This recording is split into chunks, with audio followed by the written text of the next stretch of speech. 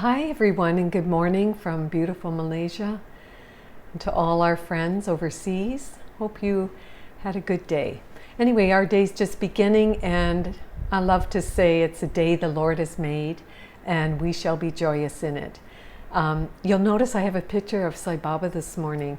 You know, Baba is really my guru. In fact, he's the Baba that I see is Sri Shirdi Baba. But Sri Satya Sai Baba was on the planet for decades, and he was the second incarnation of Shirdi Sai Baba. There will be a third one, Pramasai. Some say he's born already.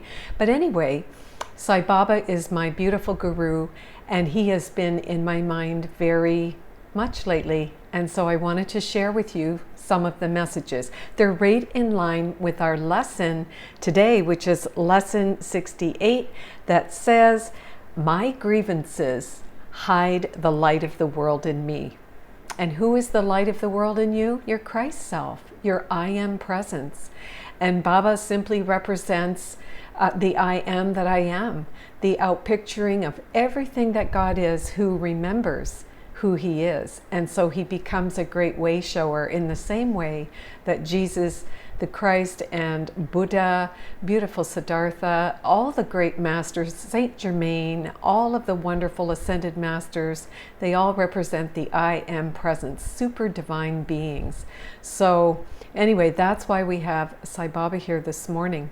And one of the things Sai Baba says, and I always remembered this, and I think it's important for all of us to take it into our heart, especially in these chaotic times on our planet. And it's so easy, to get sucked in to the drama, to the Maya, the great illusion, and to make it real and to defend against it, and, to think there's something to be done in the world.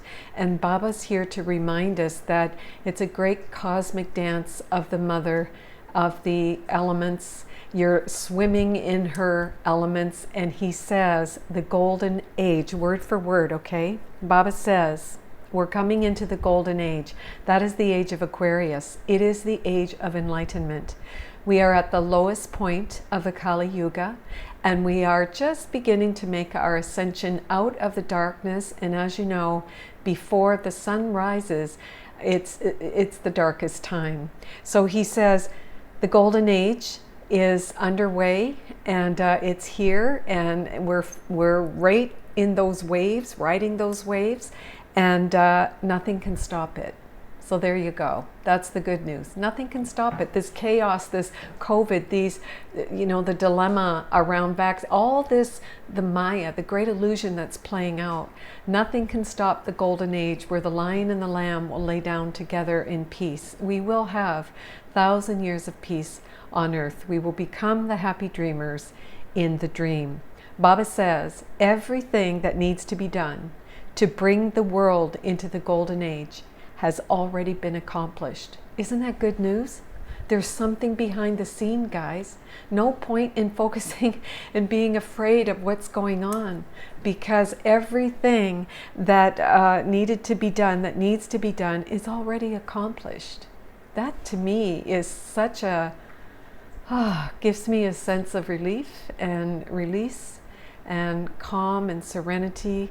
There's nothing to do but to be still and know that you are what God created.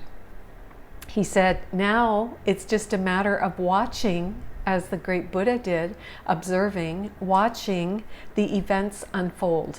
And boy, oh boy, the events are unfolding quickly. But the good news is there are so many people waking up. And this golden age, this Aquarian age, is about doing it together. And that is why there's a speed up. Remember, the motto of the Aquarian age is unity and brotherhood of man. So together we are moving and assisting the anchoring of the light of the golden age. It's coming quickly. And that is why we're seeing, all this chaos. You could almost say that this system, we could call it patriarchal, some call it, the elites, some call it the cabal. We have different names for this. It's a shadow. It's a shadow. It's the purging of the shadow of humanity. That's what we're seeing in front of us. But and it's trying desperately to hold on. It just wants you to join its forces. That's what's happening. And it can be very tempting to buy into this shadow, this fear. But that's what these reptiles, as Saint Teresa called them, the reptiles, deep down in the watery cesspool of the unconscious mind, the blocks to the presence of your light, the grievances and judgments and self-condemnation and self-hatred, all of this stuff. We have projected it out. This whole world, this whole shadow, this whole system of elites. You know what I'm saying? All of these things are simply projections of the unconscious guilt that's deep, deep in the mind.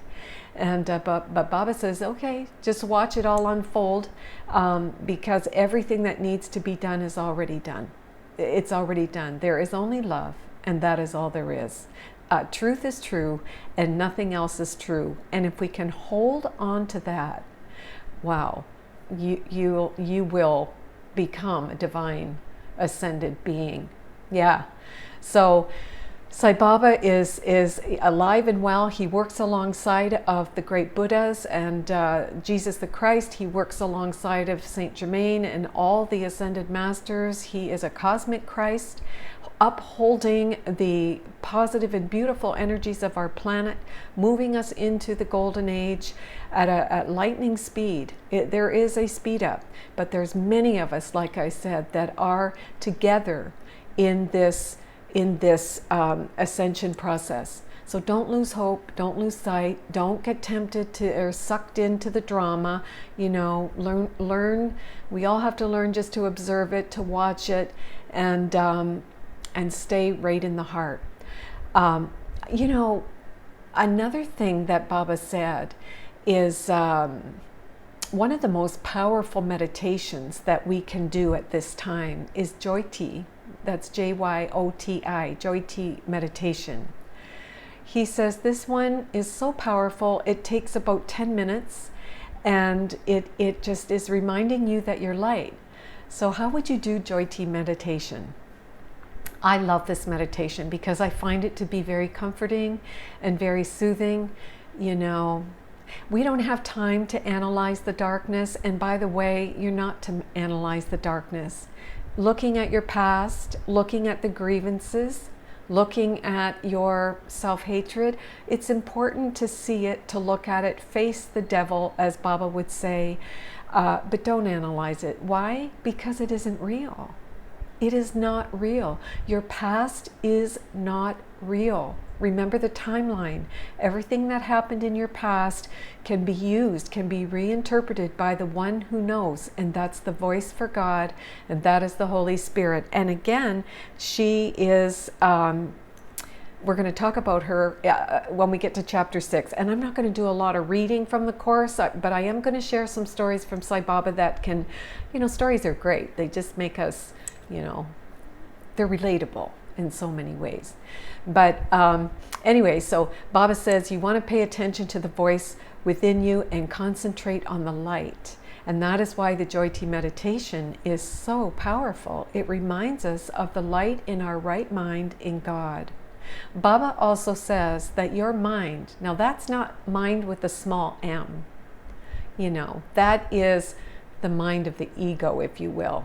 The little m that we read in the Course, but the capital M is the mind of God, and that mind in you is God's gift to you. Isn't that beautiful?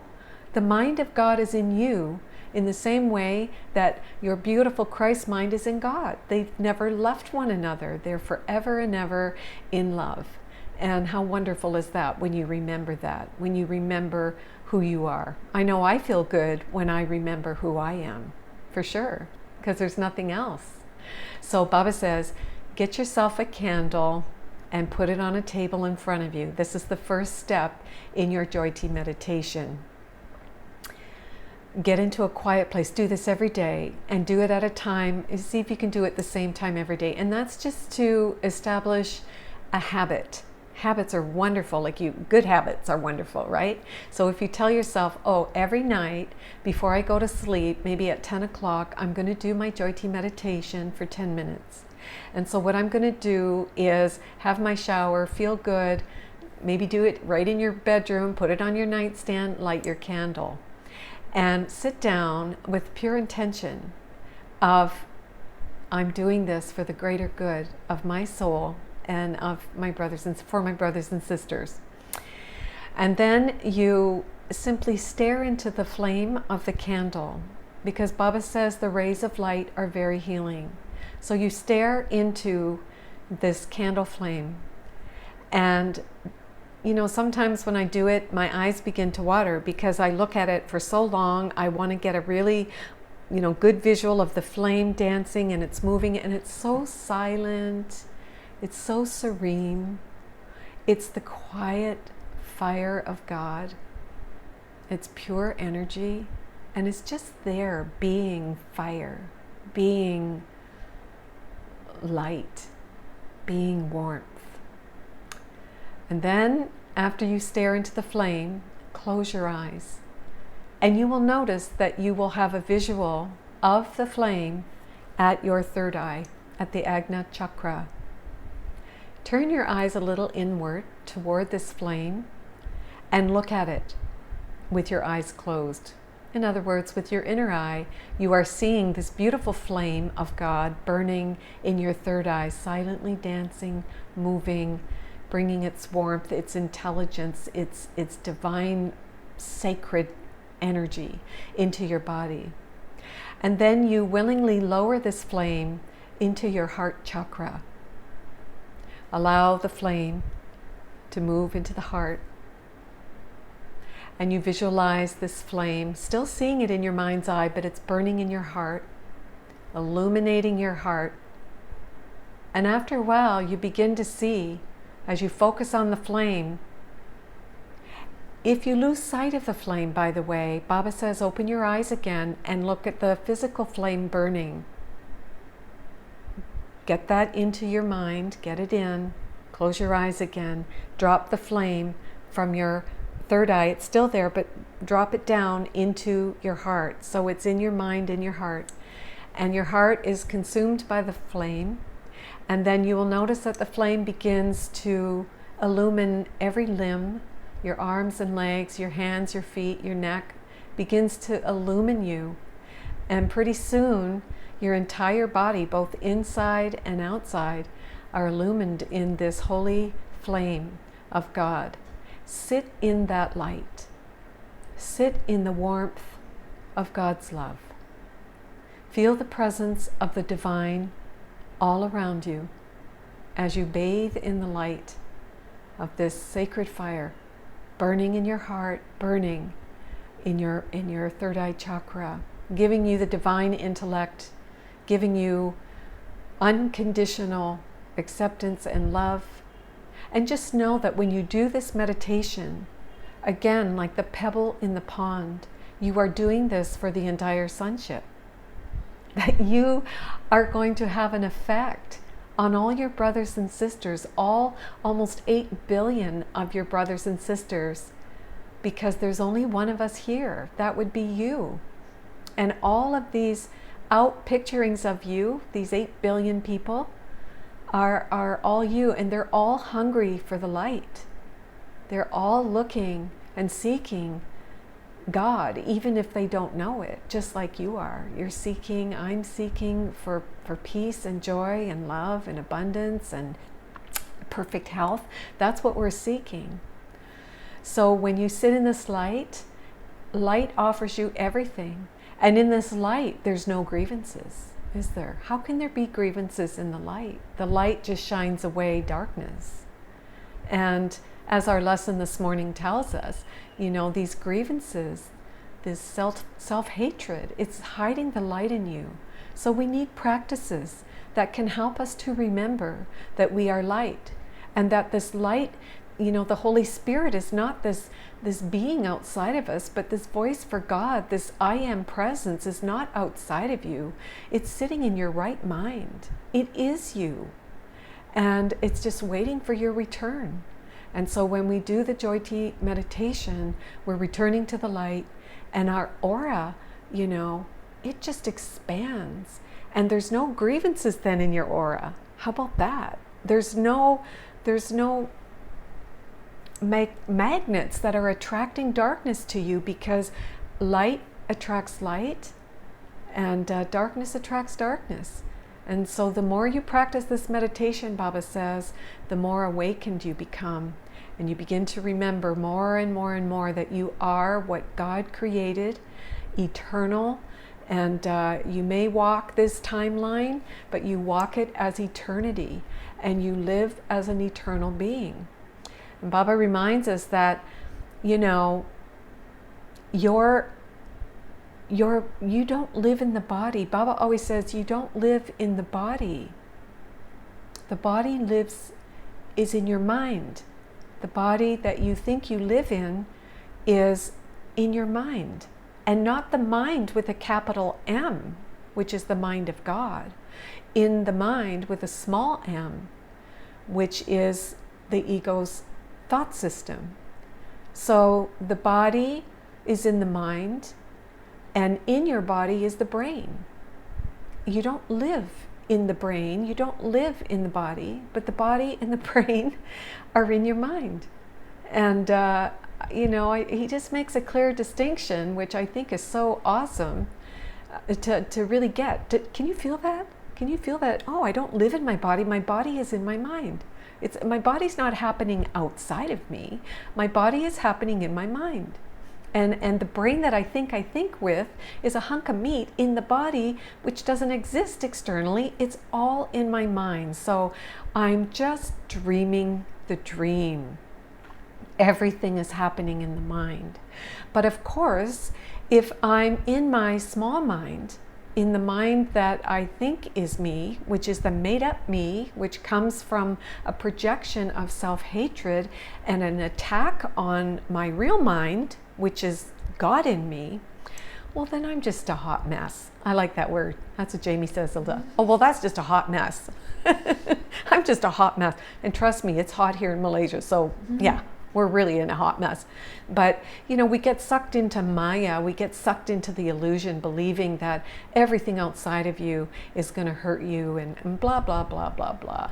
And of course, what you focus on expands. So I'm going to focus on the Joy Tea meditation and keep doing it through these times. It's we want push a button, instant something. And I think the Joy Tea meditation, because it seems like we don't have time, right? The Joy Tea meditation is not something where you have to sit down and, meditate for hours on end. It is just a meditation whereby you're remembering the light. And as I was going to say earlier, and I lost my train of thought because there's a lot coming in here, you can't analyze the darkness, right? And so that Joy Tea meditation is not about looking at your darkness and getting into it and how did that happen, and she said, he said, they did, why not, I could have, should have, would have, all of that. It's none of that. It's simply resting in God, resting in the light. And that light is intelligent, because that light is what you are, what I am. And it's just so beautiful. So anyway, I have some stories that come right from the ashram that I thought would be lovely to share with you. And they have to do with transcending time. And which means that there's no grievances. When there are no grievances in you, miracles abound. And Baba was the master of miracles. He used to say, miracles are my calling card.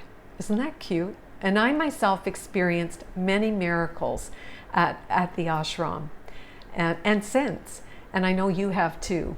I know you have too. You may have not called it a miracle, but if they transcended time and space, they were absolutely miracles. So, all right. You ready for some stories? Let's go there. How's everybody anyway? Hi Kogi, Su Yen, Susan Bates, Jennifer Lee, Doreen Ing, Doreen War, all our mighty companions. Yeah, We are all mighty companions walking this path together. So beautiful. All right, so let's go to the stories. Well, this is a story coming from the ashram, and it's called Space Warp. Ooh, Space Warp. Don't you love that?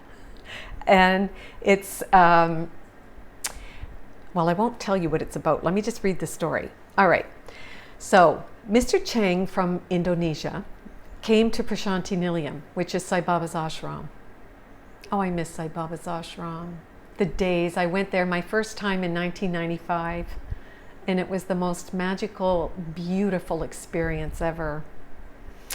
And of course, we were just there a year ago. Remember Susan? Susan Bates? We went there a year ago, and the magic, even without Baba's physical presence, the magic of the ashram is so beautiful. His aura, his love, his everything is still so present. And I would say in some ways even more. But anyway, so Prashanti Nilayam is Sai Baba's ashram in south of India. So Mr. Chang had left his wife behind because she was too ill to make the journey. It was a long journey.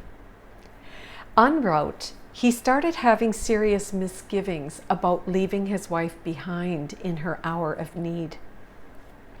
Fortunately, Baba called him and the group he had traveled with for an interview immediately upon arrival. Now, the sweet thing about when you travel to, back in the day, we'd go with a group, you know, and Baba would call, maybe if he called one person from your group for an interview, the entire group got to go in. So in this case, Mr. Chang was called for an interview, so the entire group went in. And as soon as they entered the interview room, Mr. Chang could not contain his concern any longer about his wife, his very ill wife who he had left behind. And he blurted out to Baba, "Baba," he said, "should I go home to be with my wife?" And Baba replied in the affirmative. He said, Baba replied in the affirmative, meaning yes, you need to go. So the man immediately stood up to go home. And Baba stopped him and he said, no, even faster than that. Then Baba tapped the wall and it disappeared. Yeah, only grievances hide my light. Only self-hatred hides the miracle. And Baba is the embodiment of love. And he always addressed us as embodiments of love. All of this is possible when we drop the grievances. So the wall disappeared, and in its place, they found themselves inside his wife's bedroom in Indonesia. Mr. Chang walked through the wall to his wife. Baba tapped the wall again, and everyone else was in the interview room, astonished by the miracle they had just witnessed. There is no time and space. The body is not in the world. The body is in the mind, dreaming a dream.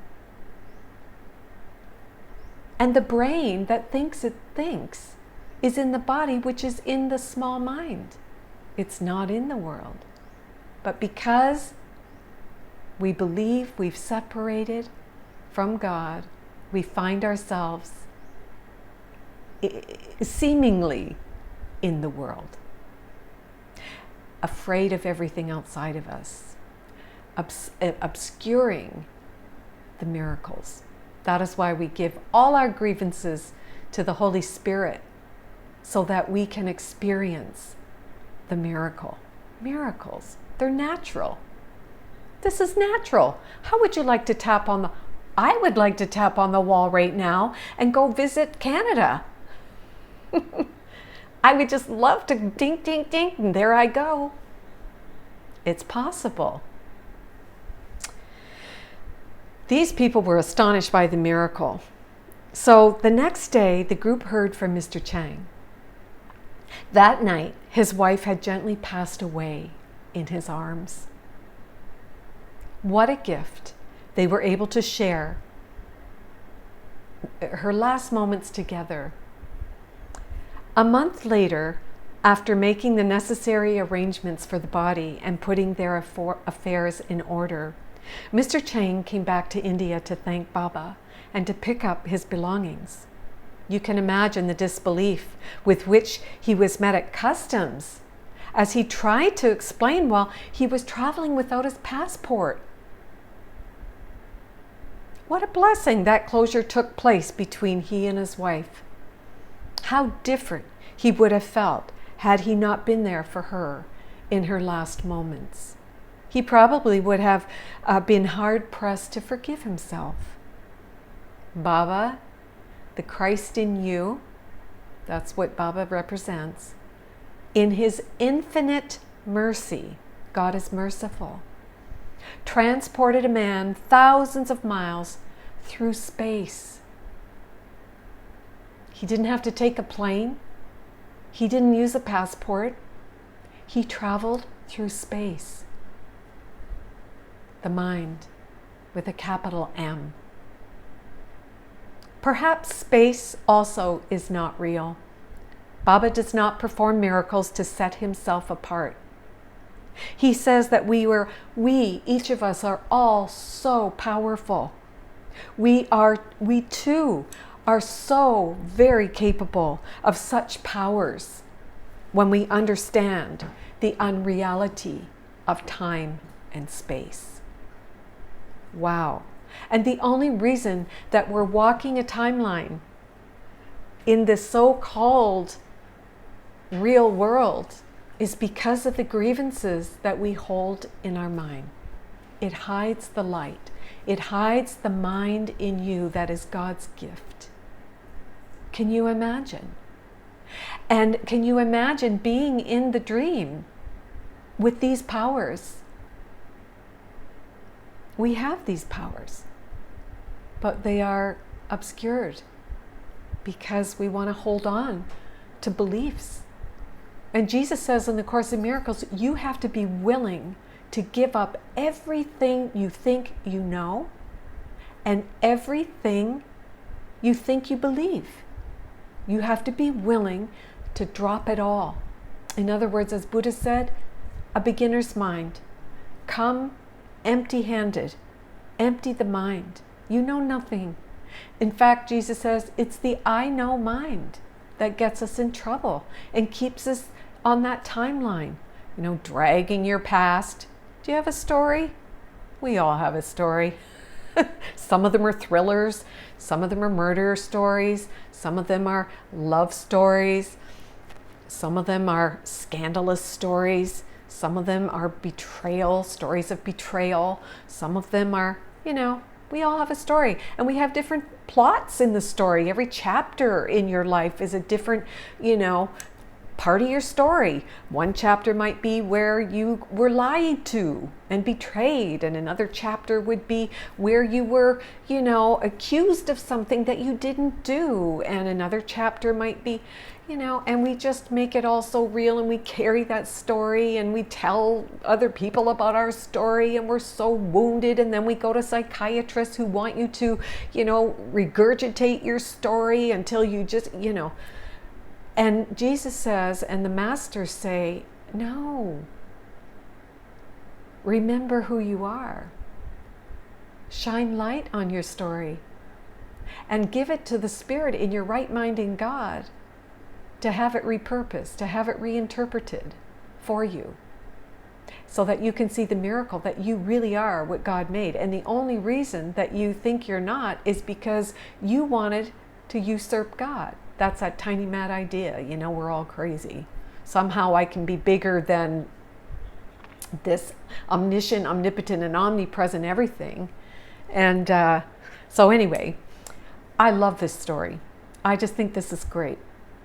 I have another one. And again, it's about a young lad going to Mecca. And it's a nice time to tell this story because We have our beautiful Muslim brothers and sisters celebrating the end of Ramadan and having the beautiful Hari Raya celebration, lots of food and family and friends. It's just a wonderful, wonderful time. So Baba said, this is from Prashanti Nilayam. Abdul was distraught because his two best friends had gone to a pilgrimage to Mecca, and his parents couldn't afford to send him.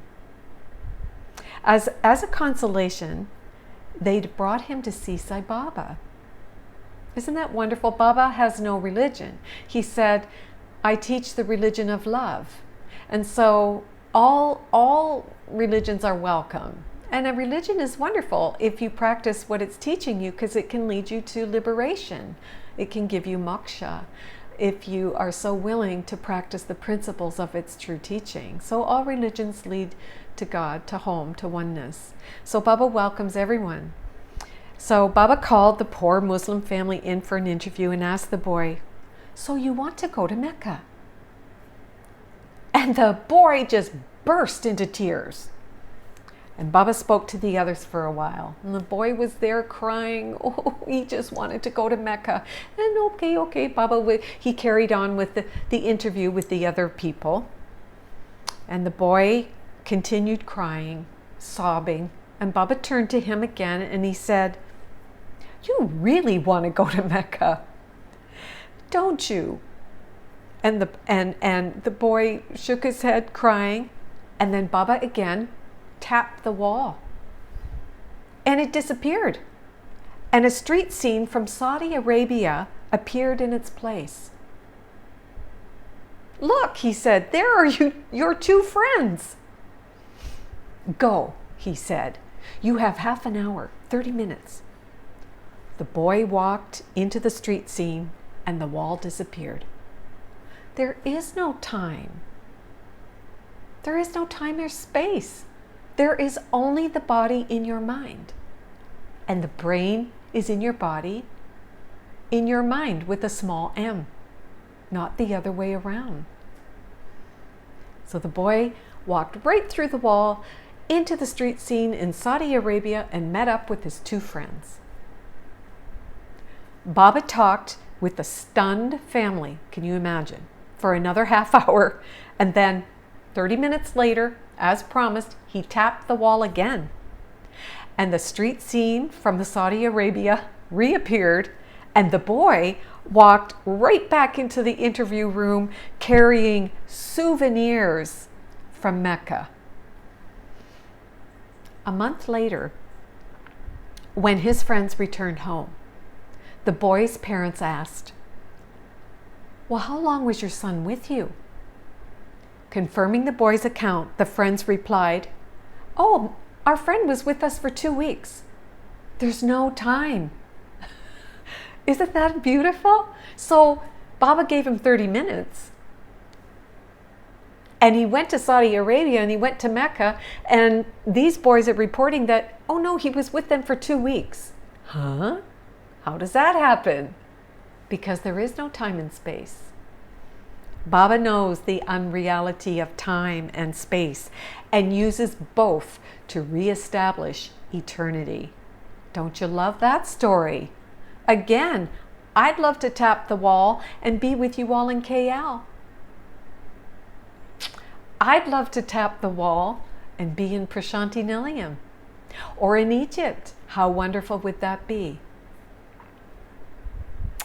And one more story about time and space is a space warp.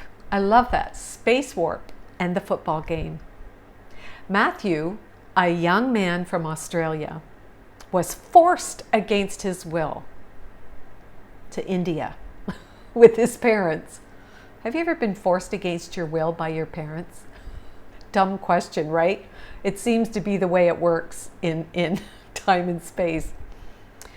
He desperately wanted to stay home and attend the football game. Of course he did. He was just a young teenager. He's not interested in going to Prashanti Nilayam. He wants to stay home and watch football. But his parents forced him to go to India.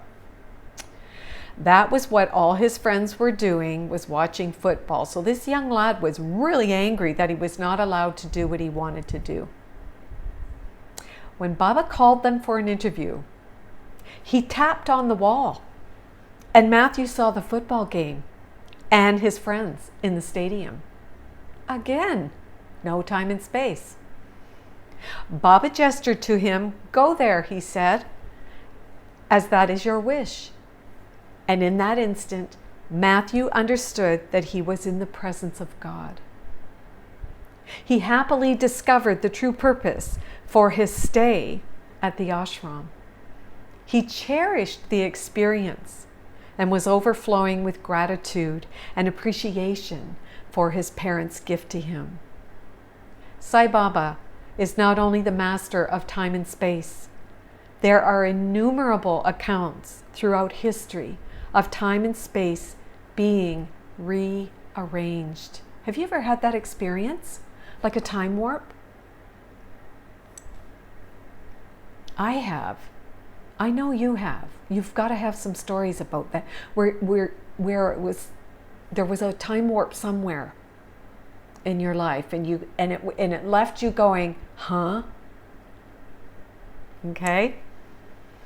Anyone who awakens to the truth has power over time and space. Anyone who gives up grievances. Anyone who stops projecting the ego.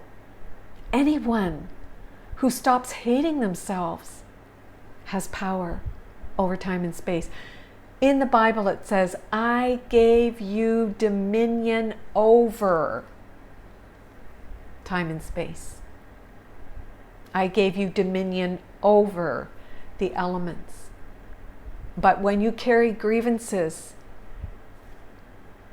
and self-hatred and judgments, then you will have no power over anything that means anything. You might think you have power over someone in the dream of nothingness, in the dream of Maya, this illusion, this crazy world that is a projection of your shadow. You might think you have power there, but it'll never hold because it's not real. All power is of God, and the mind of God in you is God's gift to you. Wow. Eternity is God's idea. It's not your idea, because your idea is the tiny mad one. That's your idea, the tiny mad idea. I wonder what it would be like to be bigger than God. And you poof up and you make a fake self.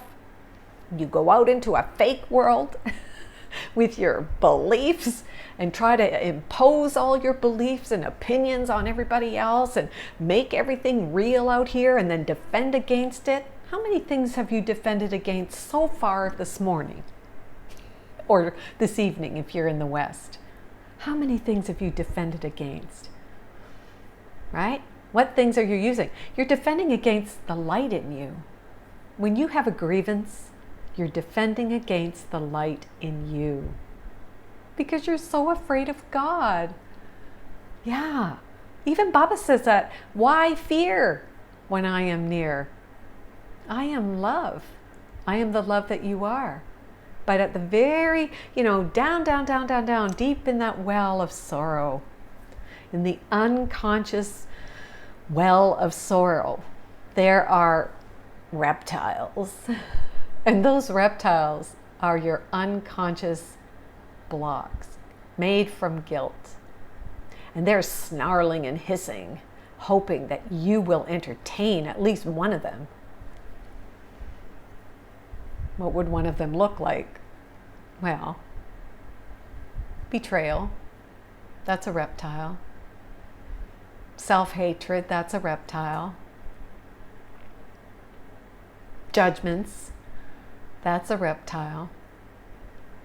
Attack thoughts that you entertain. Yeah. And we don't even know we're entertaining them. It's such a habit, right? So Baba says, Your soul understands it perfectly. Your soul. And I said, this is soul time. The golden age is soul time.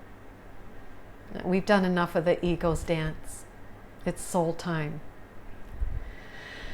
Baba says time and space are not of God. Why do they exist at all?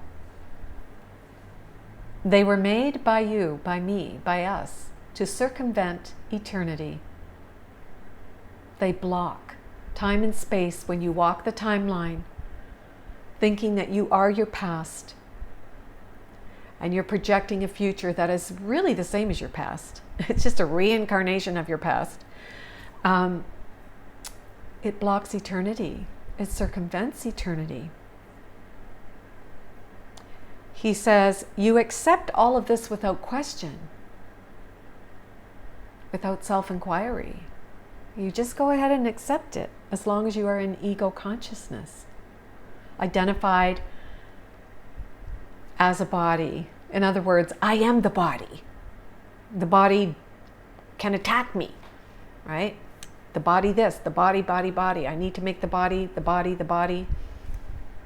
The body is the biggest false image, false idol. It's an idol that you adore and give it powers. It has no power. The body is in your mind. And the brain that thinks is in your body, in your mind. Ego consciousness. And when you give the body over to the Holy Spirit, then your body is a communication device. It becomes a wonderful communicator by using those 5 senses in service to God, the divine in you. In you. Baba says the only time there is the holy instant, the eternal now. And where you accept the atonement that my mind is God's gift to me, and it's in me. There's nothing outside of me. It's in me. This beautiful mind of God is in me, and I accept it as the holy instant and atone, whereby I give no worries. I give no bit of my energy to the past. And I let go of all worry about the future. I am so not interested in the future. How about that? I am living in the eternal now. How wonderful would that be? Then he says, eternity is all there is. And in truth, time never happened. Because the body is time. But the body is not real because it's in your mind. Your brain is in your body, in your mind. The split mind. So, in truth, time never happened. If you only believed that for a second, you could tap on the wall and come sit beside me on the couch. Oh, I would like that. We could all join together in this room. We could just tap the wall where we are sitting and boom, here we are together. It's possible. I think they call that bilocate. You can well, actually in Baba's stories, the people didn't bilocate. They were actually, their whole person went. But there is another wonderful gift of the spirit called bilocation. So, time did not intrude upon eternity. You just believe it did. You think it did. It did not, because eternity is of spirit.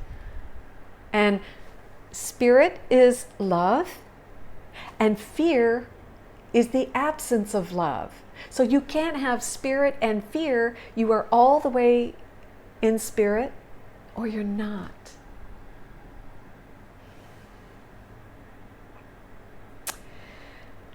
Okay, I love those stories, don't you?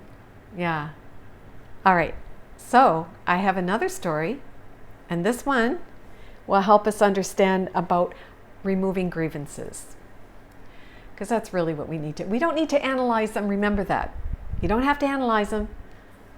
I'm tapping too, Sue. Tap, tap. Here we go. Here we go. Yeah. All right. Let me see if I can find this. Oh, what did I do with it? Let's see.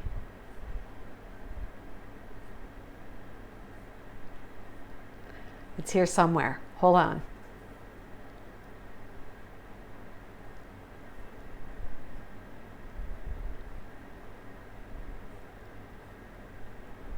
Oh dear, I think I lost my story. Did I lose my story? Tap, tap, here it is. Here it is. Okay, so Baba tells us another story about a Sufi master. A Sufi master. And here it is. There's a story of a Sufi master whose disciples marveled at his purity and freedom from the ego's clutches. Ooh, I like that. The ego, like a reptile, grabbing onto you, making you believe that you are something other than what God created. So one day, his disciples asked him, "Master, how is it that you have managed to overcome illusion? How is that possible?" Well, you know, we find ourselves caught in illusions traps every day. How many illusion traps are you caught in right now? Look at that. Believing in this situation in the world, making it real for you. When you're in time and space, it becomes real for you. When you're in eternity in the right mind, it's not real for you. So, these disciples, they wanted to know this master's secret. They said, "Please, master, tell us your secret." And the master replied, "It's not as you think. I am ever vigilant." Are you ever vigilant for God? Are you ever vigilant for your right mind? Are you ever vigilant for eternity and accepting the atonement, which is total escape from the past and a complete lack of interest in the future? I'm sure you're very interested in your future, aren't you? Yeah, that's what we do in time and space when we are in wrong-mindedness. We are super interested in our future. So worried. But the atonement has absolutely no interest, lack of interest in the future, and complete total escape from the past in the eternal now. So this master said, "I am ever vigilant for the atonement." I'm going to add some words in here that are Course in Miracle words that we can relate to. The master then replied, "You know, it's not until my last breath will I relax my keen awareness of the ego's every attempt to re-establish its hold over me." Have you had that experience? You're so tempted to get into the story. You're so tempted to get into the story of what's happening in the government, of what's happening in our politics, what's happening to our healthcare, what's happening to with COVID and the concern with vaccines. You're so tempted to get into all of these stories, so tempted. But the master says, "Until my last breath, I will be ever keen that I will not entertain unreality." Baba says, there are those who have become fully awake, who then fall through the cracks again. Have you ever had that happen in your life, that maybe you weren't fully awake, but you were doing pretty good, and then, oh my God, you fell through the cracks? That's what we call in the 12-step program falling off the wagon. You ever had that experience? You fall through the cracks again because you are not being vigilant against the ego's slipperiness. It's a slippery slope. When you start entertaining one thing in the ego's domain, ooh, it is a slippery slope. And before you know it, you're fully in the dream. And you don't even know you're in the dream. You made it so real. Oh God. And now everything in that ego's dream applies to you. Because you get the whole kit and caboodle. When you get one thing, you get it all. Oh dear. Baba reminds us to be carefree, but not careless. That's a good one. Baba always has a wonderful play on words. Be carefree. Enjoy your life, but don't be careless. Because the ego is a reptile that is always looking for a crack in your aura. That's why you need to fill your aura with light. He's looking for a crack, that reptile, to get in and choke off life in you. Good overcomes evil. Innocence removes guilt. Never forget your incorruptible innocence. You are what God made. You are what God created as himself, itself. Never forget that, Baba says. Be the innocence that you are in truth. Okay. Then Baba goes on, before he tells this whole story, he says, how strongly do you need to defend your beliefs, concepts, and understandings? Just think of what you defend that are meaningless. Just think of all the things you value that are meaningless. Just think about, the one that really gets me is how we defend sickness. Oh my goodness. We defend things that are so insane. How would you defend sickness? You make it so real and you make it bigger than life. And Baba says, everything you value, you will defend. So look at what you value. For all you astrologers out there, it's Taurus month. And that's the second house of the zodiac, and that's about your values. What do you really value that's costing you life? What is life? Eternity. It's costing you eternity. Look at what you value, because you cannot forgive what you value. You won't forgive it because it has value to you. I know. So tricky, right? Baba says, do you easily get angry when someone else presents a different point of view? Well, we're seeing that everywhere. This one's getting the vaccine, this one's not. This one believes that, this one doesn't. And these are bang. You have a point of view, they have a point of view. It's all unreal. But how often do you defend your unreal point of view? How about defending God? Defending God by demonstrating that you are invulnerable. How about that one? So Baba says, well, if you get angry at because someone else has an opinion, that is a good indication that your core beliefs are not based in truth. There you go. So find yourself in those moments of irritation, even a slightest irritation. Jesus says, the slightest irritation is an indicator that your core beliefs are not based in truth. Okay, try that today. So Baba says, okay, when you feel angry and when you find yourself forcefully defending your position, those places where you defend your position, use that as a red flag to unlearn who you have convinced yourself you are. You have spent lifetimes, we have spent lifetimes defending who you think and say you are.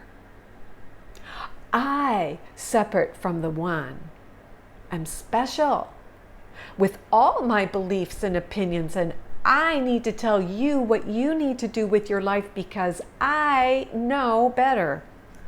Oh my God. Think of all the times you've tried to convince somebody what they should do with their life. Or someone's tried to convince you. It's all crazy. Baba says, okay, that's a red flag. He says, even the slightest irritation is unhealed anger. and keeps you bound to time. The following story is an example of overcoming anger. I love this story. It's called the sweeper story. There was a man in India who, after having spent his adult years in a very active professional life, he had reached retirement age. Well, he decided that from then on, he wanted to withdraw from the worldly life and intensely immerse himself in spiritual practice so that he could gain higher spiritual vibration. Have any of you had that feeling? That you're done with this mundane world of whatever it is you've done for all the 50, 60, or whatever number of years, and you really want to, immerse yourself in some spiritual practice so you can attain higher spiritual vibrations? Yeah, I talked to a few people recently who said they feel like doing this. This is what this man was going through. He just wanted to immerse himself. So what he did, he went to India, he went to a guru, and he requested, Swami, I am so ready to devote my whole life and the rest of my life to achieving God realization. Oh, please initiate me into the knowledge of the Absolute. Wow. Get ready. That's what you got to do. Get ready when you ask for something like that. The guru said very lovingly, my son, it cannot be done so quickly. Oh, well, in this time, we want instant soup. We want instant noodles. We want it now. But he told him, oh no, my son, this cannot happen quite so quickly. There must first be some inner preparation. And do you know what that is? Here it is. Pure intent. Pure intent. That your only intention is God realization. It can be done quickly with pure intent. But you still have to purify the grievances. They're blocking the light. So he said, you need some inner preparation, otherwise my instructions have no effect. Here's what I suggest you do. I keep a cabin down by the river. I want you to go there and remain in seclusion for 1 year. Could you do that? Seclusion for 1 year. Well, we're kind of in seclusion. Well, we have people around us. Hey, Jamie. But could you be in seclusion for 1 year? This is what the master was asking him to do. Spend the year in meditation and inner inquiry. In other words, look at what you value. Look at your demons and do not dwell. Face the devil. Look at your ego and how it plays out. Inner inquiry. And just stay with yourself and only go out maybe once a day to take your bath and beg for your food. Oh, okay. Then when the year is out, take a special purification bath, intoning some sacred verses that I will now give you. He gave him a mantra. And put on new white clothes. White. I love that. White it's everything. It's purity. It's reminding us that we are the light. Keep yourself spotlessly clean and come back to see me. If you spend the year as instructed, you will be ready for the initiation into Brahman, God consciousness. And it will be very effective. Otherwise, it will be of no use. And you will just feel frustrated. Okay. So the man went to the cabin as instructed by the guru. He was avidly immersed. He just totally, avidly immersed himself in the prescribed spiritual practices and progressed rapidly toward inner peace. Every day, he counted the days still left until the year was out, and where he would be able to receive the coveted initiation. On that day, he was to come out of the cabin. The guru called the village sweeper and instructed him, "Go down to the river, street sweeper, and sweep the street in front of the cabin. The man staying in that cabin will be going to the river for a bath. Wait until he comes out and has put on some fresh clothes, and then sweep the whole pile of rubbish in his face." Oh dear. You need not be afraid. He will not really harm you. Uh-oh. Okay. So after having his bath and putting on brand new, pure white, crisp white clothing that he kept very neatly in his cupboard, he went down to the riverbed. The man recited the special purification verses that the guru had given him in order to prepare himself to receive the initiation. He felt so sacred and pure. Having completed the whole year immersed in spiritual practices, he felt that he had ascended. He was pure. He did the work. Now, at last, he was going to gain the inner mysteries of the highest spiritual teachings from the guru. At that moment, the street sweeper came along, raising a cloud of dust, covering him from head to toe. His beautiful, crisp, white clothing were covered in dust, and he became furious. He was furious. In a trice, he completely lost his serene composure and started abusing the poor street sweeper mercilessly. Remember, God is merciful. He was merciless. Oh dear. He then grabbed the street sweeper's broom and he raised it and he beat him on the head.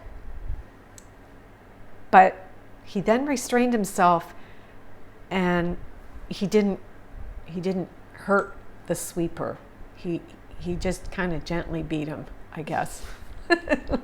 All right. So then he went back to the river and he took another bath. And he shook out his clothes and went back to the cabin and put on some other clothes that were clean, and he collected himself. He regained a portion of the peace he previously felt inside, and now he was ready to go off and see the guru.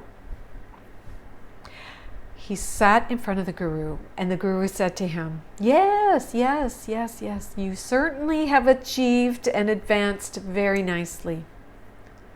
But you know, and I know, that, well, you're just not quite ready for the highest initiation into God knowledge. Go back to your little cabin, spend another year, and at the end of the year, have your bath and put on some new clothes. Recite these prayers and then come back and see me. I will give you your initiation. Oh, so again, off he went to spend another year in meditation. At the end of it, he took his bath and put on his new, beautiful, white, crisp, white, clean clothes and recited the very special purification verses. He was ready. But the guru, again, he enlisted the street sweeper to collect an even bigger pile of rubbish and smelly sewage, which he instructed him to throw at him. What kind of guru is that? He said, just go there and throw all the smelly rubbish and the smelly sewage, just throw it on him. So just as this man in his crisp white clothes was coming out of the riverbank, so pure, so humble, so seemingly enlightened, the street sweeper threw the rubbish and the stinky sewage, and again the man was covered from head to foot with the smelly sewage and rubbish, and he became furious. But this time, he just glared at the sweeper, the stink eye. He managed to restrain his tongue, but he did give him the stink eye. Though he was livid, he kept his composure and just turned around and went back to the river, took a bath, and put on some other clothes, and he went back to see the guru. The guru said, "Oh, I see that a true inner peace is beginning to take hold in you. But at the same time, you know, and I know, you're not quite ready." Huh? 2 years later? Go back for another year and then come to me.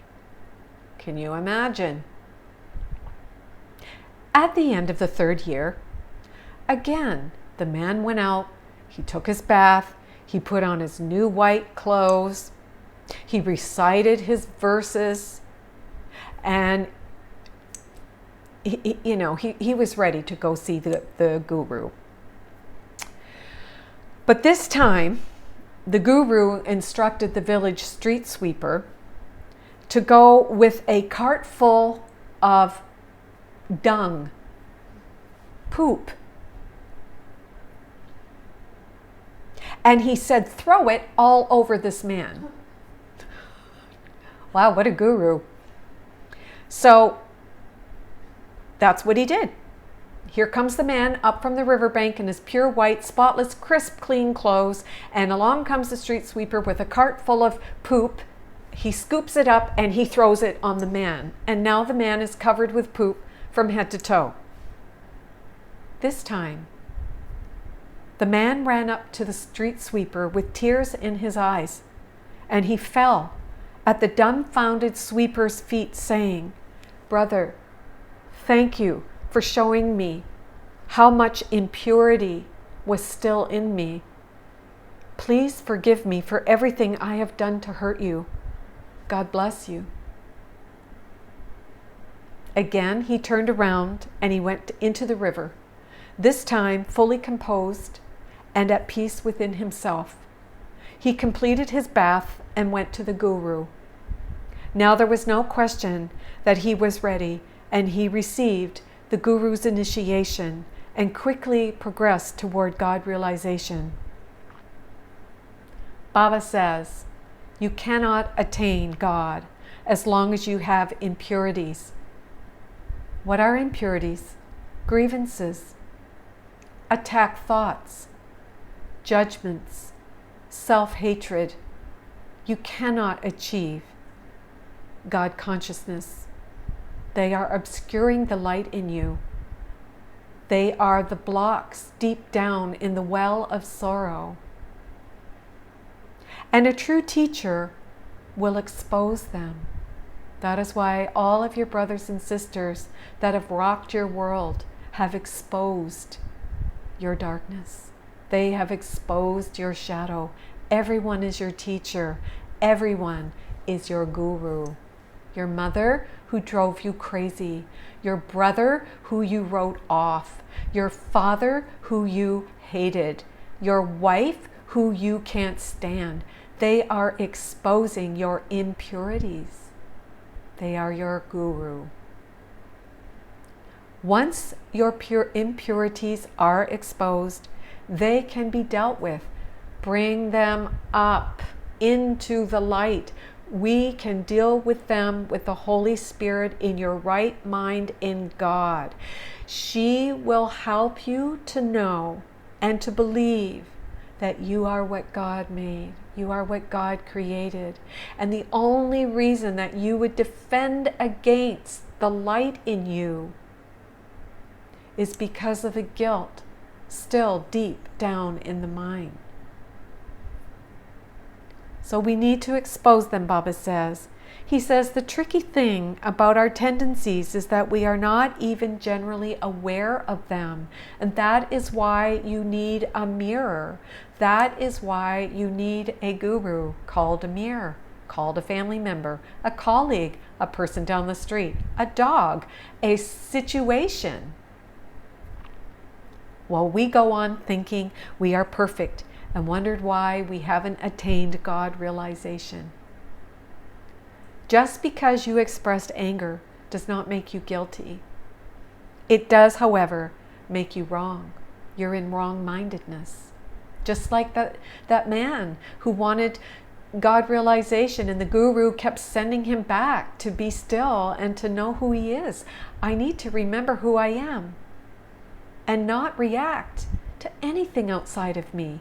It's meaningless. It has no value. It's valueless. Baba says, change your mind and anger can no longer reside in you. He said, become dependent on me, the Christ I am in you, and your troubles are over. Baba says, if you are a mountain of trouble, be a molehill. Be a molehill. Don't be a mountain. He goes on to say after this story, everyone must develop the higher values and consider himself as Atma, the self, with a capital S, the Christ I am presence. That is what you are. This is the mission for which I have come. The Christ in you has a mission. Baba is simply an outpicturing of the mission in you. Your mission as the Christ consciousness is to forgive the dream and to walk within the body, using the five senses to demonstrate that you are invulnerable. That's what Baba says. He says, I have come to make known to all the sacred knowledge of Atma. You are the wave in the ocean. When you leave the physical body, so to speak, you go back to the ocean. You're never separate. The wave in the ocean. Beautiful. Dissolving back into the divine Atma. You are a super soul experiencing this dream. But it can be the happy dream if you allow your body to be the communication device for the spirit, for the I am presence. Baba says, I will bring all people near me, near the Christ in you, and make them completely ego-free. That is your only problem in life, is the ego. You believe it's real. I believe it's real. We believe it's real. The only problem there is. Baba says, I will place you on the table and operate. I will drag you to me. I will place you on the table and operate because it is my love that prompts me to save you. It is my love that prompts me to open your eyes before you get bogged down deeper in the swamp of worldly life. Isn't that a beautiful story? Don't you just love these wonderful stories that make us realize, wow, there's so much that we are attached to, all of these impurities, judgments, self-condemnation, self-hatred, projections, and how to achieve God realization. And I love the story because the street sweeper who thought he was so above everybody else, his world was rocked by one thing and just one irritation. You can't receive God realization. God is in you, it's in me, it's in us. But when we have all of these, blocks, these beliefs in this nonsense, well, then we think we have power in this unreal world, which can never hold up. It's just so So powerful, the story. So I hope you love those stories.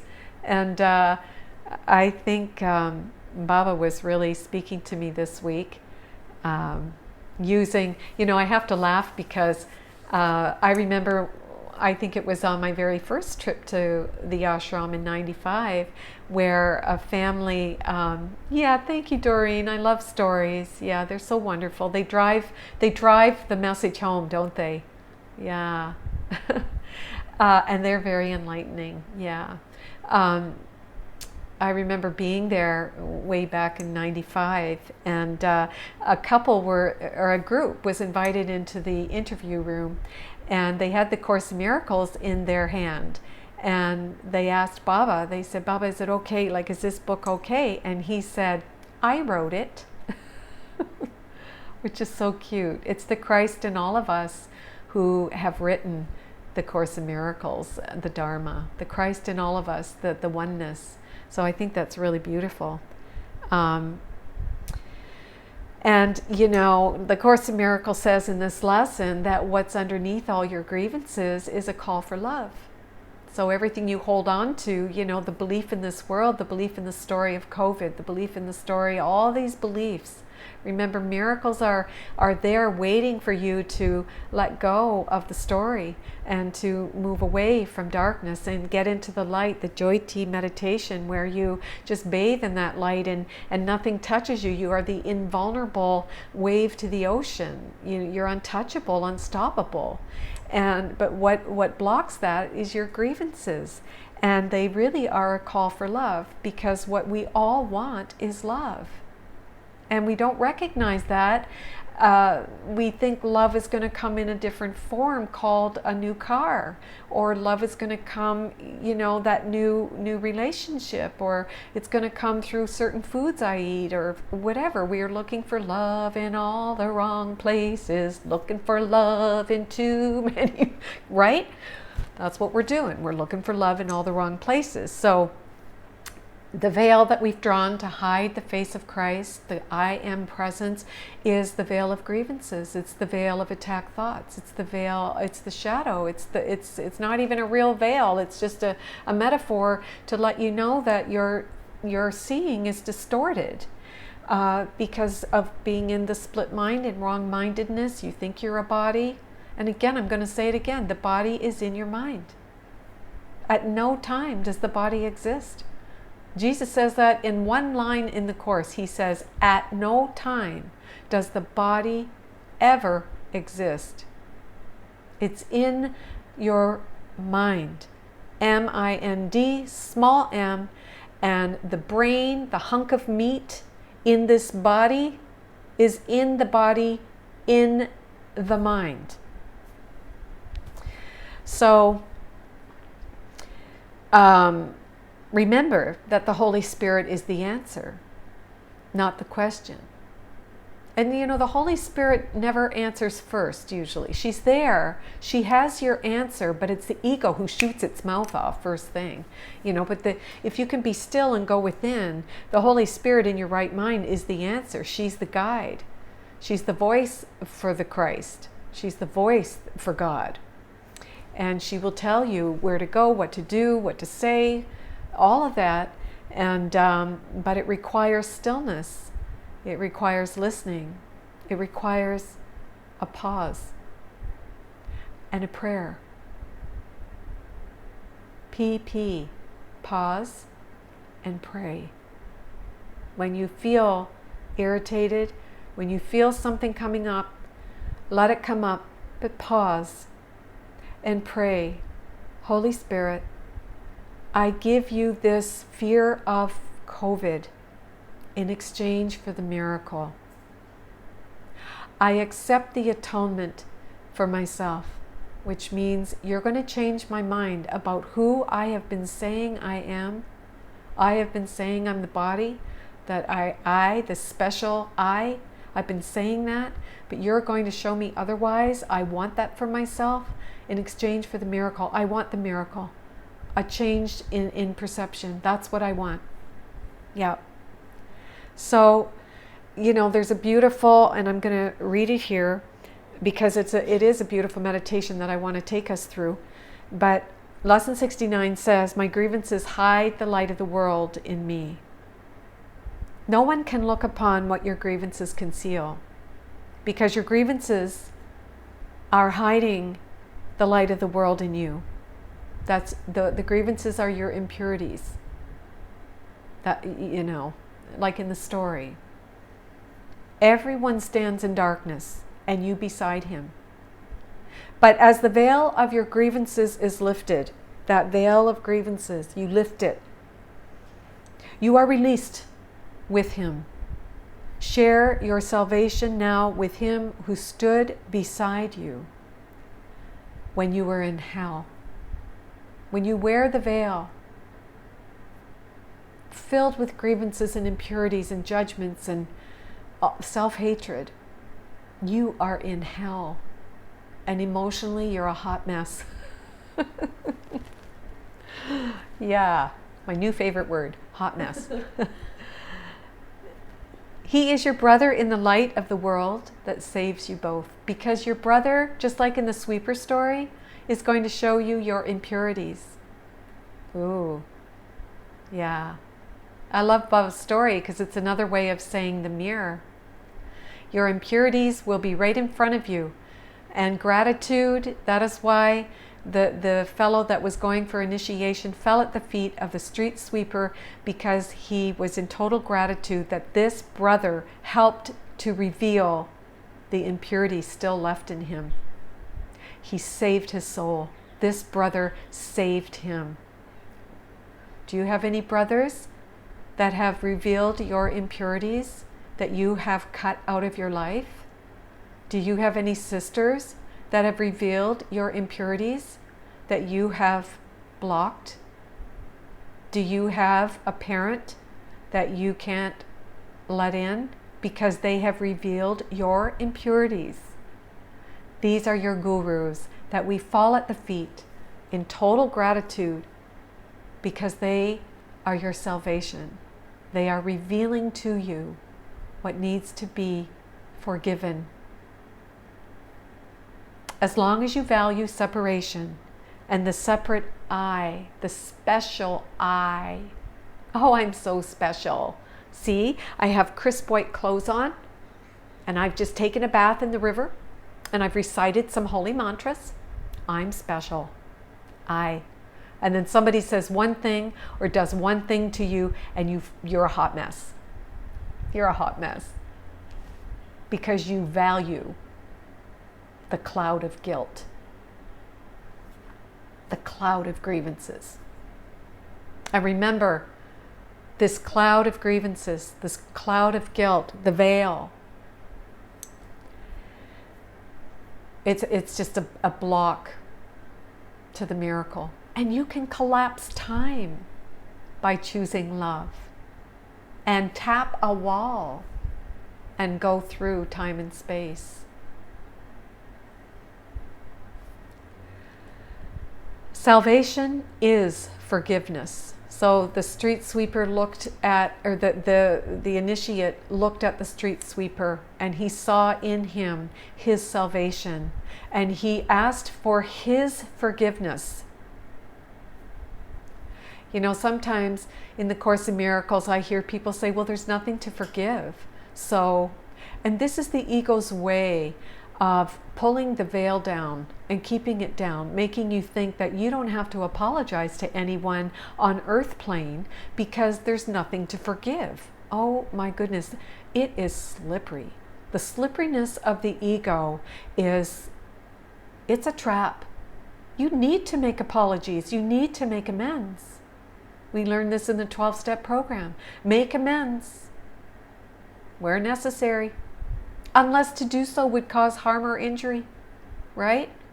Or take it, if you're working with someone and you're doing an inventory or whatever it is.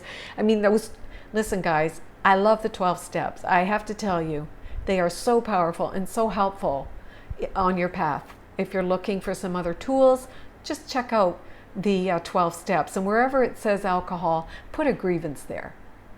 Wherever the word alcohol is, put whatever your grievance is. It can really help you. There's so many tools that can help us. So, we have to know that forgiveness is our immunity. That's how you don't get sick. Forgiveness, right? Forgive everything, and you are invulnerable. Can sickness touch health? Health is God. Can sickness touch you when you are one with God? No. They are on opposite ends of the spectrum. One comes from love, immunity, and one comes from fear, vulnerability. So today, let us make another real attempt to reach the light in you. Before we undertake this, in our more extended practice period, we're going to devote a few minutes to thinking about what we're trying to do. So it's at this point, everybody, that I would love for us to take maybe 5 minutes or so to do this practice. So go ahead and close your eyes.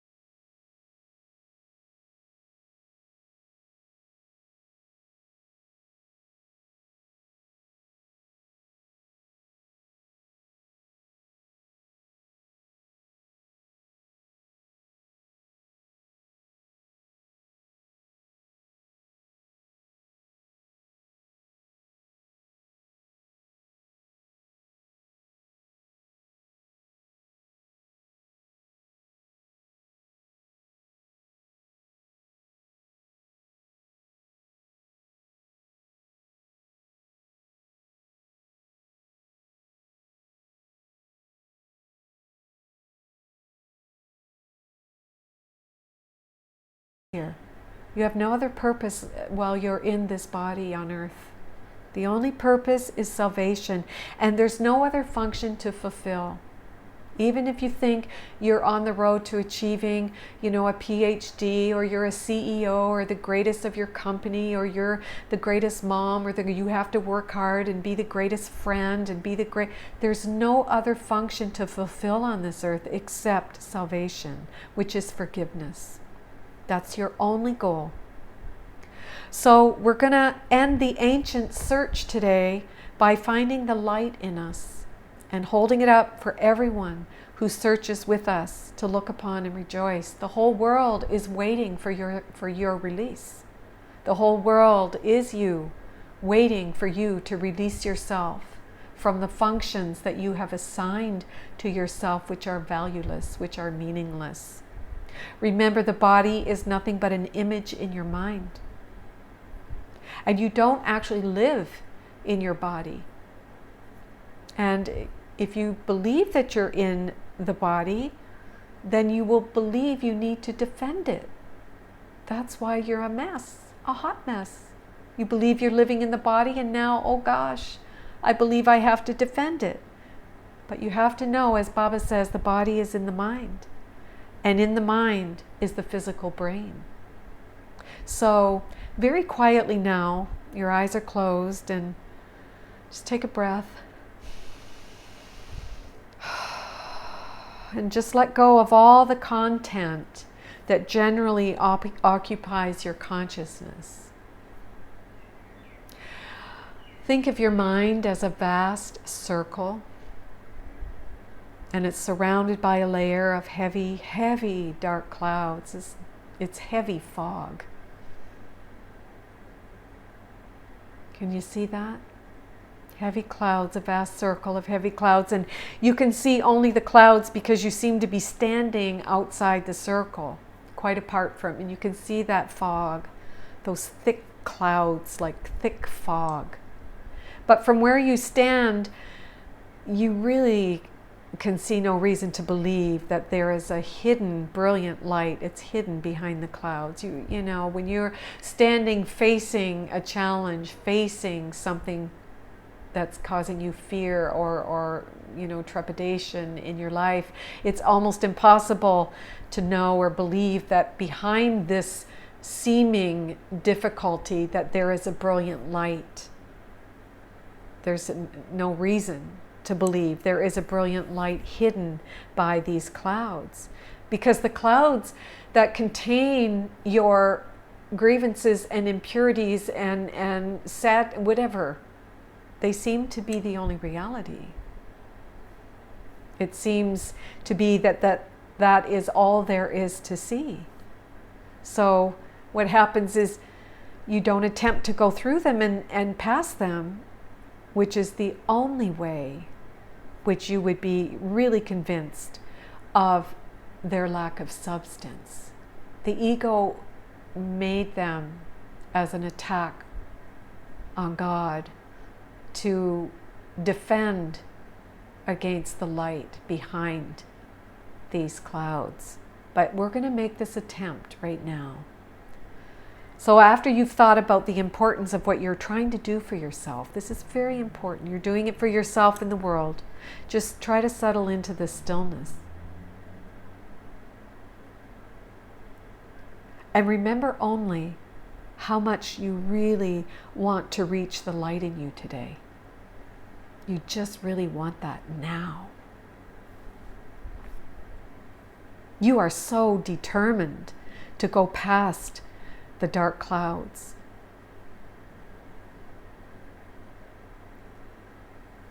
So reach out now and touch them in your mind. Go ahead and imagine yourself brushing these heavy clouds, these dark clouds, this thick fog. You're brushing it aside with your hand. And you can feel these dark clouds, this heavy fog resting on your cheeks and your forehead and your eyelids as you go through it. Go on. Clouds cannot hurt you. Remember that. And as you do this, you are accepting the atonement, which is a total escape from the past and a complete lack of interest in the future, because you are heading toward the light. And if you're doing this properly, you're going to feel a sense of being lifted up and carried ahead. And your little effort and small determination call on the power of the universe to help you. That's all it takes. Baba says, if you take one step toward me, I will take thousands toward you. And God Himself will raise you up from darkness and into light. You are in accord with His will, that I am what God willed. I am what God said, let there be light. And God said, it is good. God declared, I am good, because I am what God made. Have confidence in your Father today. And be certain that the Christ in you has heard you. And the Christ in you has answered your call. You might not recognize His answer yet, but you can indeed be sure that it is given you and you will receive it. So go ahead, try, as you attempt to go through the clouds to the light, to hold this confidence in your mind. Try to remember that you are at last joining your will to God's. Try to keep the thought clearly in mind that what you undertake with God must succeed. Let God guide you. The Christ in you. Let that be your guide. Pause and pray and follow the guidance. You will succeed. Then let the power of God work in you and through you, that His will and yours be done. And say, my grievances hide the light of the world in me. I cannot see what I have hidden. Yet I want it to be revealed to me for my salvation and the salvation of the world. And also throughout this practice that you can do any time of the day or night. Say to yourself, if I hold this grievance, the light of the world will be hidden from me. Say that. If you're tempted to hold anything or anyone, if you're tempted to hold anything against what's going on in the world, remember, the light in your mind, the Holy Spirit in your right mind in God is the answer.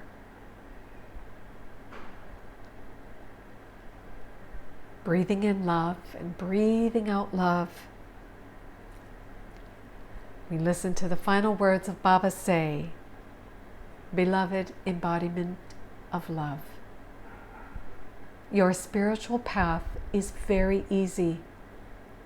Stop making the unreal real and allow the real to be real. Om Sai Ram. Hi everyone. So welcome back. Welcome back. Yeah.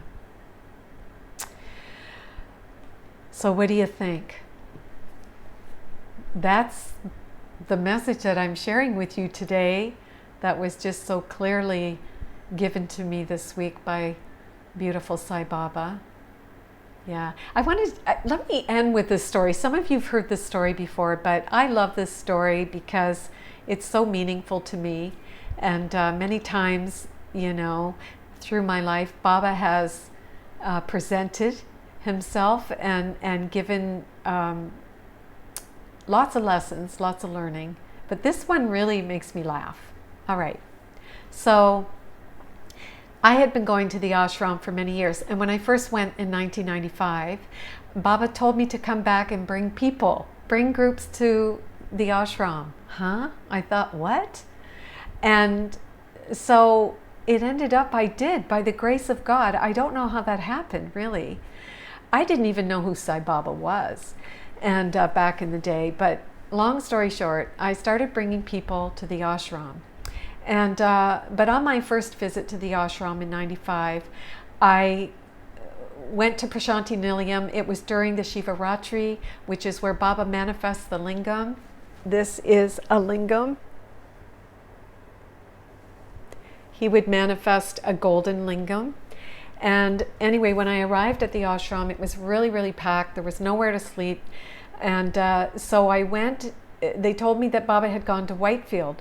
So I hopped back in the taxi. I was exhausted because it was my first international flight. It's a lot of hours, and we had a long layover, and I felt really tired, but I was excited to be at the ashram, and he wasn't there. So I thought, oh no. So I hopped in a taxi and I went to Whitefield.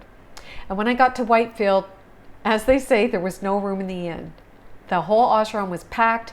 I didn't know that people would be, I didn't understand or realize how important Shivaratri was, and that, all the Baba devotees worldwide would be in the ashram. So it was packed. However, I walked around the village, and there was a house in the village, a very humble house that said room for rent. So I went there and I asked them, could I rent this room? And of course, yes. So I went to buy a bedroll. This was in February of 95. And I was with a friend, and she had to go somewhere else because there was just limited space. So I was in this room, and it was very cold. It was February in Bangalore, so the weather was cool. And I was freezing. I was laying on this mattress, and I really felt weirded out. I'll be honest. I was like, what am I doing? What is this? But I still loved it. So there I was laying on this dirt floor on a bedroll, and there was this picture of Baba leaning up against the wall. And I'm looking at him thinking, who are you? What am I doing here? What? I said, all right, Baba, if you're really who you say you are, prove it. I really did. I am not kidding you. He sent, like his picture was a radiator of heat. And heat came out of his picture as though I was in a room that had radiators around it and I was enveloped in warmth.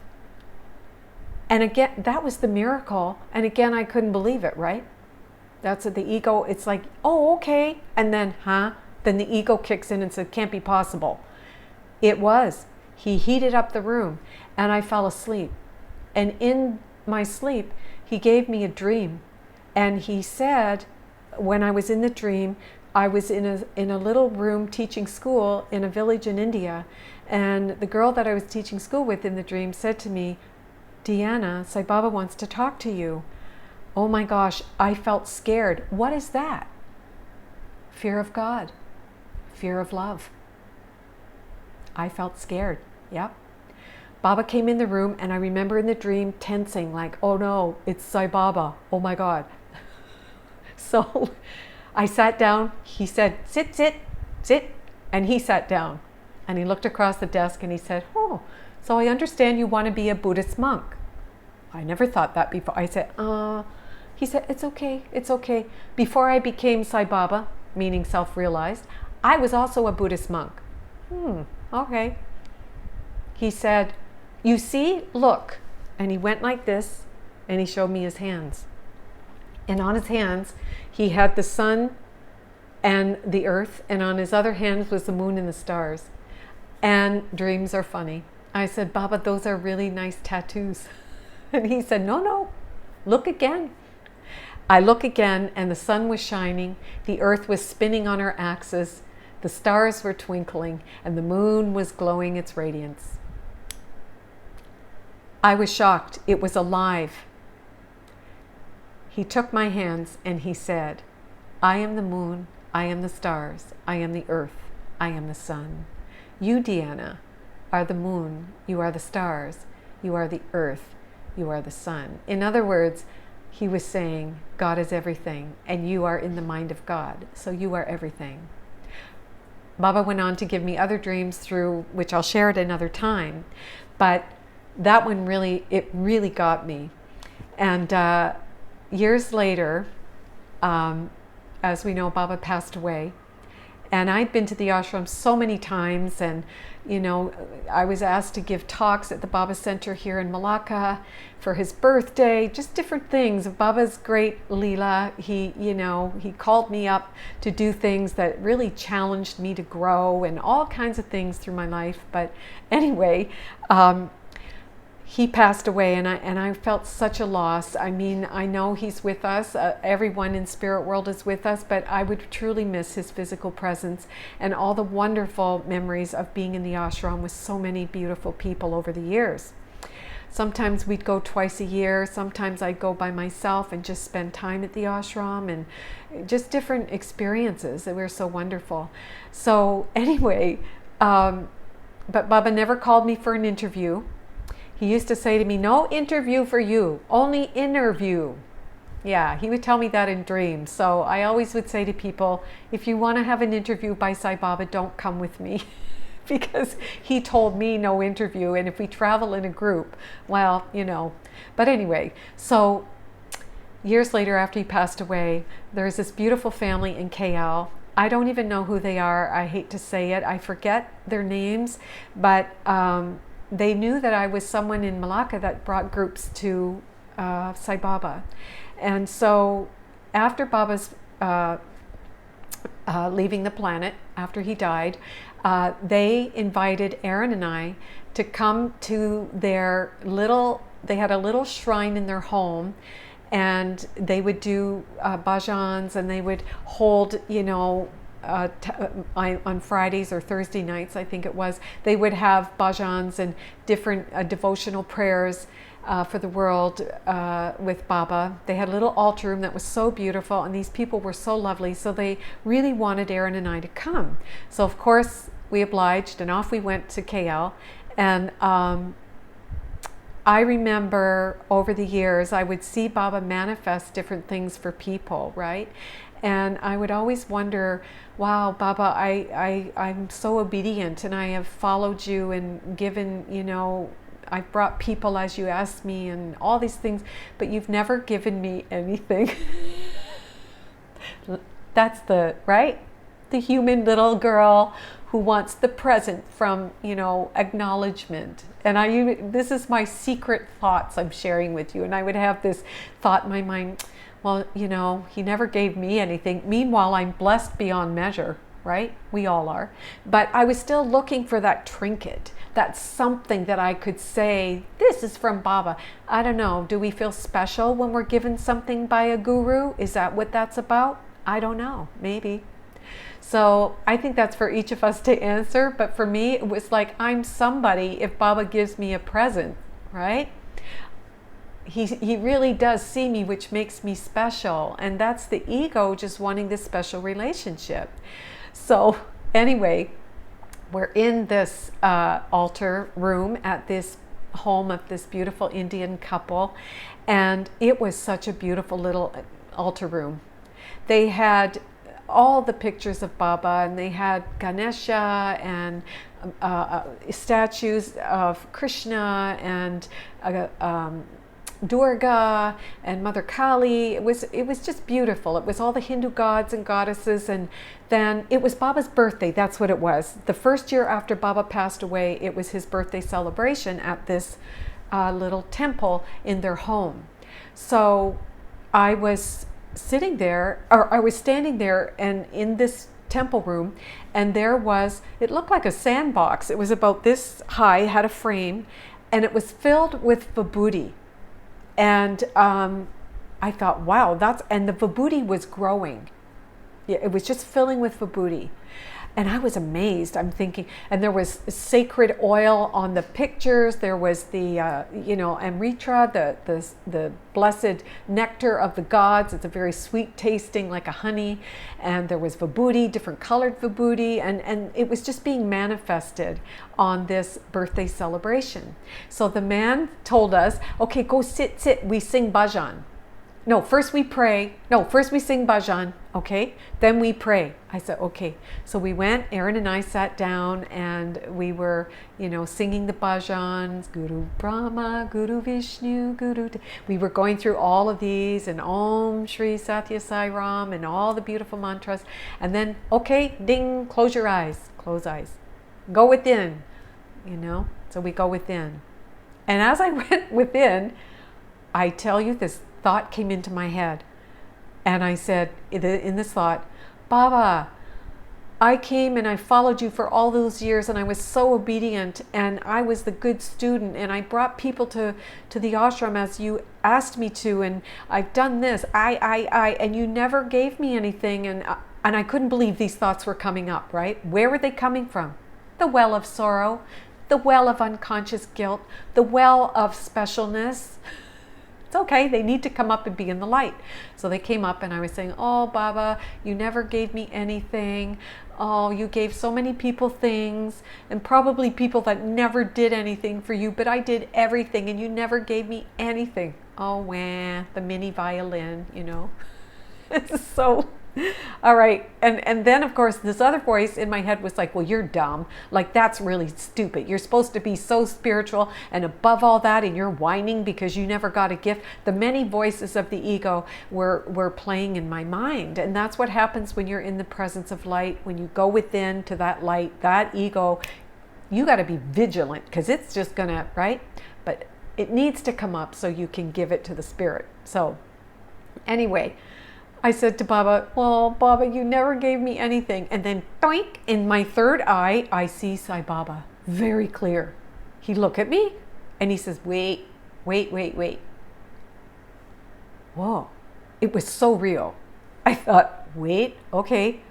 So then our little fellow leading the bhajans and the prayers and meditation, ding, reads a bell. He said, okay, up, everybody up. So we got up. He said, one by one, we come into the altar room and pay respect to the guru. Okay, so I go into the altar room, and right before, first he says to me, how do you feel in here? And it had a very sacred and special energy. It really did. Obviously, these two beautiful people had spent a lot of time in devotion and prayer, and you could feel the vibrations of everything that they had put out. It was in that room. And it was really beautiful and sacred. And I said, I love this room. It feels so holy and sacred, and it feels like the joy of a leaping dolphin. It's just so sweet and happy. And out of the corner of my eye, okay, in this sandbox, I see lingams forming before my very eyes. Different sizes of lingams. And I couldn't believe these lingams. They were growing out of the vibhuti. And Baba, it was Baba in that man turned to this sandbox, and he pulled this out with this red powder on the lingam. And he said, Baba said, this is for you. And it was every feeling, every thought that I had came into my mind. Like, I was embarrassed. Okay, now I'm embarrassed because, he heard me. He gave me something. Oh my God, I shouldn't have asked. If I was really one with God, I wouldn't ask for any. All this ego stuff. And I just let it come up. And I said, Baba, take these thoughts. Like that cloud of guilt, like that thick fog of impurities, the thick fog of self-hatred. I just let it all come up, and I said, Baba, I am here with you in the light. And I don't think of Baba as an external anything. I think of Baba as a demonstration and a representation of the Holy Christ self in all of us. He just so happens to demonstrate he is the embodiment of love.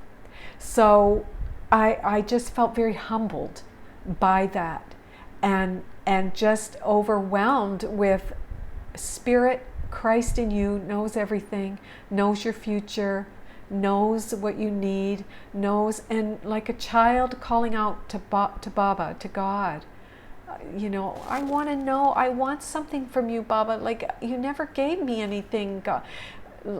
Yes, God has given us everything. God has given you the very fabric of your being. He's given you so much, and yet that isn't enough for us to be grateful for. We still want something else. Just show me, prove to me that you see me, God. Prove to me that you know I exist, right? We all want that. And it's that transferring of trust from the ego's mind to the spirit. I transfer all trust to the spirit. I trust in you, Baba, Christ in me. And with a little wink, Baba presented me with this, and I just had to laugh because I then knew for sure that we are seen, we are heard, we are loved at all times. And when you ask for what you want, it shall be given. And I guess deep in my soul, I was asking to be seen. That's what I wanted, to be seen. To know that I was seen, and it was just a beautiful moment in time, and it transcended time, and I was in the holy instant, in the atonement, where I had absolutely been released from the past and had absolutely no worry or cares about the future, and I was just there with the Christ in me, with Baba winking, with my egg. And you can see that this was bright red when it first was given to me, and it's faded over the years, but I look at it and I still see Baba winking, which is the Christ in me winking. So anyway, yeah, thank you, Lei Chu. Yeah, stories are wonderful. So I love you all so much, and I appreciate your showing up, every week. It's just so wonderful. Mighty companions walking the path together. And so there it is. That's our wonderful message for the day. Om Sai Ram. And I'll be back next week, of course. But I'm excited about the full moon soul astrology, because we are going to continue on. You know, I learned Vedic astrology because Baba was he also talked about astrology, the planets and that. And that Hindu tradition, that deep is in my soul. So I love that. So I love using the planets. And we're going to discuss Pluto and how it relates to the evolution of your soul. And that's coming up on Soul Astrology I think that's on the 26th, on the full moon. But we will put that out there. You'll know the date, and I hope you'll join me then.